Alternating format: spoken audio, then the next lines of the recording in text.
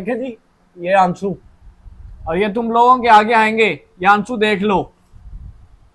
आखिर क्या मौत पड़ जाती है ससुराल वालों को। वो किसी के जिगर का टुकड़ा नहीं है, वो किसी की बेटी नहीं है। अपनियों को फूलों की तरह रखा जाता है और किसी की बेटियों का गला दबा दिया जाता है। उसके सीनों पे बैठ कर मार दिया जाता है। उसकी टांगे बांध कर, बाजू बांध कर उसको कत्ल कर दिया जाता है। वो इंसान नहीं है। जिसम ते निशान था नवाया है, उस टाइम उन्हें गुसल दिता, उनके सीने ते निशान सन, सीना दबाया गया है, बाजुआं पे निशान सन, टांगे भी यहाँ पे बंधी थी, हाथ भी बंधे हुए थे। 4 माह की हामला दुल्हन को क्यों कत्ल किया गया?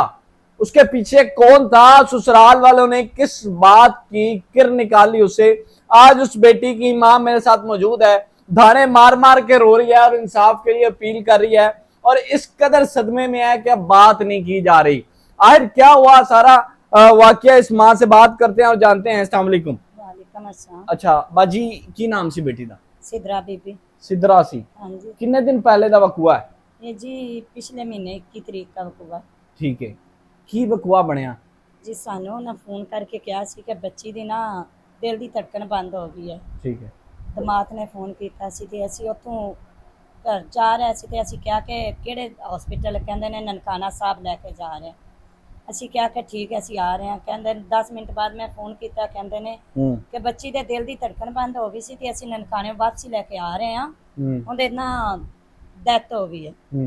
ਮੈਂ ਕਿਹਾ ਕਿ ਨਹੀਂ ਬੱਚੀ ਦੀ ਐਸੇ ਡੈਥ ਨਹੀਂ ਹੋ ਸਕਦੀ। ਮੈਂ ਉਹਨਾਂ ਦੇ ਅੱਬੂ ਨੂੰ ਫੋਨ ਕੀਤਾ, ਮੈਂ ਕਿਹਾ ਬੇਟਾ ਤਿਆਰ ਹੋ ਕੇ ਅਸੀਂ ਆ ਰਹੇ ਹਾਂ। ਤੇ ਮੈਂ ਕਿਹਾ ਯੂਸਫ ਤੁਹਾਨੂੰ ਨਾ ਮੈਂ ਫੋਨ ਕੀਤਾ ਹੈ ਕਿ ਤੁਸੀਂ ਨਾ ਚਲੇ ਜਾਓ, ਸਿਦਰਾ ਦੀ ਡੈਥ ਹੋ ਗਈ। ਕਹਿੰਦਾ ਹੈ ਕਿ ਤੁਸੀਂ ਆਇਓ। ਮੈਂ ਆਪਣੇ ਬੇਟੇ ਨੂੰ ਫੋਨ ਕੀਤਾ ਸੀ, ਉਹ ਕਰਾਚੀ ਸੀ, ਉਹਨਾਂ ਨੂੰ ਫੋਨ ਕੀਤਾ। ਮੈਂ ਕਿਹਾ ਬੇਟਾ ਆ ਜਾ, ਤੇਰੀ ਭੈਣ ਫੌਤ ਹੋ ਗਈ।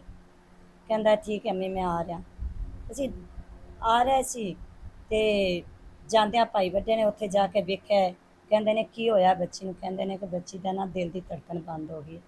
ਤੇ ਸਾਨੂੰ ਕਹਿੰਦੇ ਨੇ ਦਿਲ ਦੀ ਧੜਕਣ ਬੰਦ ਹੋ ਗਈ, ਉਹਨਾਂ ਨੂੰ ਕਹਿੰਦੇ ਨੇ 9 ਸੱਸ ਲੜੀਆਂ ਨੇ, ਬੱਚੀ ਨੇ ਖੁਦਕੁਸ਼ੀ ਕਰ ਲਈ। ਅਸੀਂ ਕਿਹਾ ਸਾਡੀ ਬੱਚੀ ਐਸੇ ਨਹੀਂ ਕਰ ਸਕਦੀ। ਪੁਲਿਸ ਮੰਗਵਾਈ ਹੈ, ਪੁਲਿਸ ਨੂੰ ਬੁਲਾਇਆ ਇਹਨਾਂ, ਪੁਲਿਸ ਨੂੰ ਬੁਲਾ ਕੇ ਸਾਰਾ ਕੁਝ ਪੁਲਿਸ ਨੇ ਕਿਹਾ ਹੈ ਕਿ ਬੱਚੀ ਖੁਦਕੁਸ਼ੀ ਨਹੀਂ ਕਰ ਸਕਦੀ। ਪੁਲਿਸ ਸਾਡੇ ਸਾਥ ਸੀ।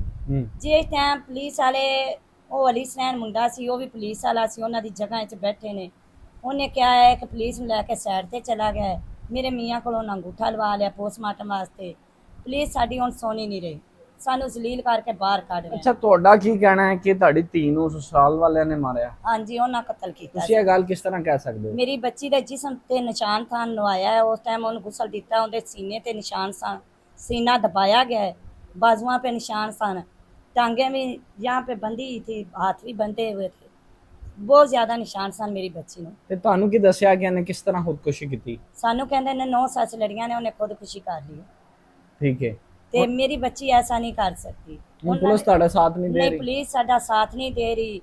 ਅਸੀਂ ਨਨਕਾਣਾ ਸਾਹਿਬ ਵੀ ਕੱਲ ਸਾਰਾ ਦਿਨ ਗਏ, ਪਰਸੋਂ ਬੱਚੀ ਦਾ ਖਤਮ ਦਵਾਇਆ ਹੈ ਤੇ ਨਨਕਾਣਾ ਸਾਹਿਬ ਅਸੀਂ ਗਏ ਆ। ਸਾਡੀ ਕੋਈ ਉਹ ਗੱਲ ਨਹੀਂ ਸੁਣ ਰਿਹਾ, ਕੋਈ ਕੁਛ ਵੀ ਨਹੀਂ ਸੁਣ ਰਿਹਾ। ਸਾਨੂੰ ਪਤਾ ਚੱਲਿਆ ਇੱਕ ਪੋਸਟਮਾਰਟਮ ਦੀ ਰਿਪੋਰਟ ਆਈ ਹੈ, ਅਸੀਂ ਗਏ ਆ, ਸਾਡੀ ਉਹਨਾਂ ਨਹੀਂ ਸੁਣੀ। ਅਸੀਂ ਕੱਲ ਸਾਰਾ ਦਿਨ ਜਲੀਲ ਹੋ ਕੇ ਆਏ ਆ ਤੇ ਕੋਈ ਗੱਲ ਨਹੀਂ ਸੁਣ ਰਿਹਾ, ਕੋਈ ਬਾਤ ਨਹੀਂ ਸੁਣ ਰਿਹਾ। ਕਹਿੰਦੇ ਨੇ ਰਿਪੋਰਟਾਂ ਆਉਣਗੀਆਂ ਤੇ ਕਦਮ ਉਠਾਵਾਂਗੇ, ਰਿਪੋਰਟਾਂ ਆਉਣਗੀਆਂ ਕਦਮ, ਨਾ ਤਾਂ ਸਾਨੂੰ ਰਿਪੋਰਟਾਂ ਮਿਲ। ਬਾਜੀ ਸਸੁਰਾਲ ਵਾਲਿਆਂ ਦਾ ਤੁਹਾਡੀ ਬੱਚੀ ਨਾਲ ਕੀ ਬਿਹੇਵੀਅਰ ਸੀ, ਕੀ ਰਵੱਈਆ ਸੀ? ਉਹਦੀ ਸੱਸ ਜਿਹੜੀ ਹੈ ਨਾ, ਉਹ ਬਹੁਤ ਹੀ ਮੇਰੀ ਬੱਚੀ ਨੂੰ ਝਿੜਕਾਂ ਝੁੜਕਾਂ ਦਿੰਦੀ ਸੀ, ਡਾਂਟਦੀ ਸੀ। ਮੀਆਂ ਉਹਦਾ ਵੀ 1-2 ਦਫਾ ਉਹਨੇ ਵੀ ਮਾਰਿਆ ਕੁੱਟਿਆ ਹੈ। ਤੇ ਬੱਚੀ ਕਹਿੰਦੀ ਸੀ ਅੰਮੀ ਕਿ ਮੇਰੇ ਨਾਲ ਉਹ ਬਹੁਤ ਨਾ ਕਰਦੇ ਨੇ, ਤੇ ਤੁਸੀਂ ਨਾ ਇੱਕ ਦਫਾ ਅੱਬੂ ਨੂੰ ਨਾਲ ਲੈ ਕੇ ਆਵੋ ਤੇ ਅੱਬੂ ਮੇਰਾ ਆਏਗਾ ਨਾ ਤੇ ਮੈਂ ਫਿਰ ਬੈਠ ਕੇ ਨਾ ਤੇ ਅੱਬੂ ਆਪਣੇ ਨੂੰ ਸਾਰੀ ਗੱਲ ਦੱਸਾਂਗੇ। ਮੈਂ ਕਿਹਾ ਠੀਕ ਹੈ, ਮੈਂ ਤੇਰਾ ਅੱਬੂ ਆਵਾਂਗੇ ਤੇ ਅਸੀਂ ਬੈਠ ਕੇ ਉਹਨਾਂ ਨੂੰ ਸਮਝਾਵਾਂਗੇ, ਸਮਝ ਜਾਣਗੇ ਠੀਕ ਹੈ, ਨਹੀਂ ਤੇ ਮੈਂ ਤੁਹਾਨੂੰ ਘਰ ਲੈ ਜਾਵਾਂਗੀ। ਬਸ ਰਾਤ ਹੀ ਹੋਈ ਹੈ ਤੇ ਰਾਤ ਦੇ 9 ਵਜੇ ਤੋਂ ਰਾਤ ਉਹਨਾਂ ਦੇ ਨੰਬਰ ਬੰਦ ਹੋ ਗਏ ਨੇ। ਕੋਈ ਲੜਾਈ ਨਹੀਂ, ਕੋਈ ਝਗੜਾ ਨਹੀਂ ਸਾਡੇ ਨਾਲ। ਉਹ ਬੱਚੀ ਨੇ ਸ਼ੇਅਰ ਹੀ ਨਹੀਂ ਕੀਤਾ। ਕਹਿੰਦੀ ਅੰਮੀ ਕਿ ਬਸ ਇੰਨਾ ਮੇਰੀ ਸੱਸ ਮੇਰੇ ਨਾਲ ਲੜਾਈ ਝਗੜਾ ਬਹੁਤ ਕਰਦੀ ਹੈ। ਸਹੁਰਾ ਜੇਠ ਮੇਰਾ ਜਿਹੜਾ ਹੈ ਉਹ ਤਾਂ ਮੇਰੇ ਨਾਲ ਉਹ ਲੈਦਾ ਹੈ, ਜਠਾਣੀ ਹੈ ਉਹ ਕਸਰੀਂਦੀ ਰਹਿੰਦੀ ਹੈ, ਉਹ ਵੀ ਲੜਾਈ ਝਗੜਾ ਕਰਦੀ। ਨੰਦ ਹੈ ਉਹ ਵੀ ਕਰਦੀ ਹੈ। ਤੇ ਜਿਹੜਾ ਹੈ ਨਾ ਮੇਰਾ ਬੰਦਾ, ਉਹ ਮੇਰੇ ਨਾਲ ਕਰਦਾ ਰਹਿੰਦਾ। ਉਹ ਮੈਨੂੰ ਕਦੀ ਚਪੇਟਾ ਮਾਰਦਾ, ਕਦੀ ਕੁਛ ਕਹਿੰਦਾ, ਕਦੀ ਕੁਛ ਕਹਿੰਦਾ। ਸ਼ਾਮ ਉਸ ਦਿਨ ਉਹਦਾ ਮੀਆਂ ਘਰ ਸੀ। ਮੀਆਂ ਉਹਦਾ ਕਹਿੰਦਾ ਹੈ ਕਿ ਮੈਂ 3 ਦਿਨ ਤੋਂ ਬਾਅਦ ਘਰ ਆਇਆ। ਸ਼ਾਮ ਮੇਰੀ ਬੱਚੀ ਨੇ ਫੋਨ ਕੀਤਾ ਹੈ ਤੇ ਮੀਆਂ ਉਹਦਾ ਘਰ ਸੀ ਤੇ ਉਹ ਕਹਿੰਦੇ ਨੇ ਕਿ ਇਹਦਾ ਮੀਆਂ ਜਿਹੜਾ ਉਹ 3 ਦਿਨ ਬਾਅਦ ਘਰ ਆਇਆ। ਮੀਆਂ ਉਹਦਾ ਉਸ ਟਾਈਮ ਘਰ ਸੀ। ਮੇਰੀ ਬੱਚੀ ਨੂੰ ਉਹਦੇ ਮੀਆਂ ਨੇ ਗਲਾ ਦਬਾ ਕੇ ਮਾਰਿਆ। बिल्कुल जी, अब देखें कि असल हक़ाइक़ क्या है। इन माँ बाप का मुबैना तौर पर यह इल्ज़ाम है कि ससुराल वालों ने तशद्दुद करके बांध कर रस्सियों से उसके सीने पर बैठ कर मेरी बेटी का बड़ी बेदर्दी के साथ कत्ल किया है, जिस दुल्हन की तस्वीर आप जो है वो अपनी स्क्रीन पर देख रहे हैं। इसके छोटे छोटे नन्हे नन्हे भाई हमारे साथ मौजूद हैं। उनसे बात कर। क्या नाम है? नबील।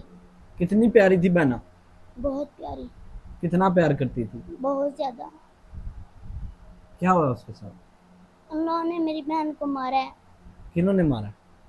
उसके उसके शौहर ने और उसकी सास ने और उसकी कोई ननंद है और उसकी बेटी ने मिलकर मारा है उन लोगों ने। क्या नाम है आपका? वकील। क्या कहना चाहोगे? मैं कहना चाहूँगा उन लोगों को फांसी हो। उन लोगों ने मेरी बहन को कत्ल किया है। उन लोगों को फांसी हो। मैं बस यही कहना चाहता हूँ। कितना प्यार करती थी बहन? बहुत। याद आती है? जी। कितना याद आती है? और उसकी सबसे ज्यादा कौन सी बात याद आती है? अल्लाह अकबर। ये देखे जी, ये आंसू, और ये तुम लोगों के आगे आएंगे, ये आंसू देख लो। आखिर क्या मौत पड़ जाती है ससुराल वालों को। वो किसी के जिगर का टुकड़ा नहीं है, वो किसी की बेटी नहीं है। अपनियों को फूलों की तरह रखा जाता है और किसी की बेटियों का गला दबा दिया जाता है, उसके सीनों पे बैठकर मार दिया जाता है, उसकी टांगे बांध कर, बाजू बांध कर उसको कत्ल कर दिया जाता है। वो इंसान नहीं है, उसमें जान नहीं है। सोचेंगे जिस टाइम उसकी जान निकली होगी किस तरह वो अपने माँ बाप को आवाजें देती होगी।